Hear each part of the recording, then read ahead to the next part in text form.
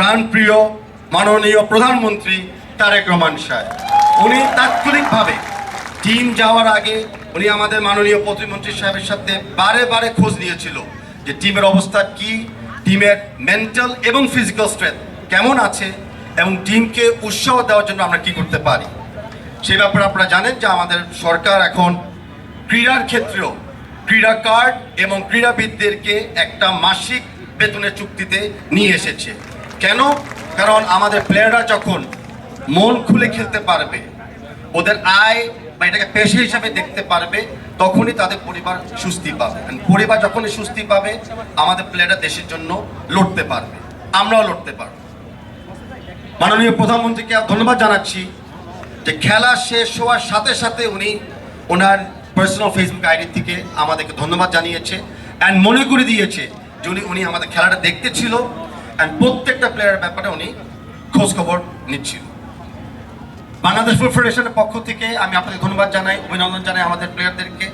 আর আমিও আপনাদেরকে মনে করে দিতে চাচ্ছি যে এই যাত্রা শেষ নয়।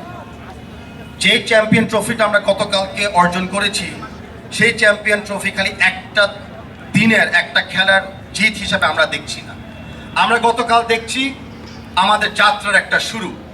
আমাদের যেই যাত্রাতে আজকে যেটা মার্ক টক্স বলেছে, হয়তো এখন থেকে শুরু করলাম, আশা করি 2036 সালে যায় যাত্রাটা আমরা সফল করতে পারবো। বা তার আগে আমরা প্রস্তুতি নিচ্ছি অনূর্ধ্ব 20 AFC কাপের জন্য, সেটা অগস্ট 25 তারিখে শুরু হতে যাচ্ছে।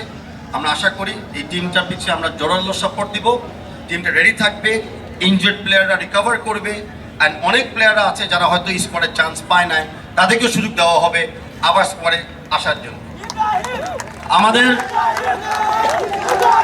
আমাদের মাননীয় আরেকটা ব্যক্তিগত কথা বলি যে আমাদেরকে সবচেয়ে বড় ইন্সপিরেশন আগেও দিয়েছিল, এখনও দিয়ে যাচ্ছে। এককালে হয়তো শুধু বাংলাদেশ জাতীয় দলের ক্যাপ্টেন ছিল, এখন পুরা বাংলাদেশের ক্রীড়া পরিবারদের ক্যাপ্টেন জনাব আমিনুল হক। ওনাকে দেখলেই বোঝা যায় লিডারশিপ কাকে বলে।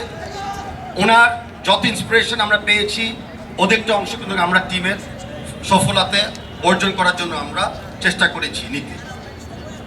আমিনুল হক সাহেবকে ধন্যবাদ জানাচ্ছি এভাবে আমার টিমের সাথে থাকার জন্য, আমাদের নেতৃত্ব দেওয়ার জন্য। আর আমি আশা করি স্যার, বড় ভাই, আপনি বারে বারে আমাদেরকে নেতৃত্ব দিবেন। কারণ এককালে আমিনুল হক ভাই এই চেয়ারে বসতো, এখন ওই চেয়ারে বসছে। তো আমি আশা করি এখন এই চেয়ারে যারা বসে আছেন, কেউ না কেউ একবার ভবিষ্যতে ওই চেয়ারেও যায় বসবেন, ওনাকে ফলো করতে চাই। আবার to my fans, thank you very much.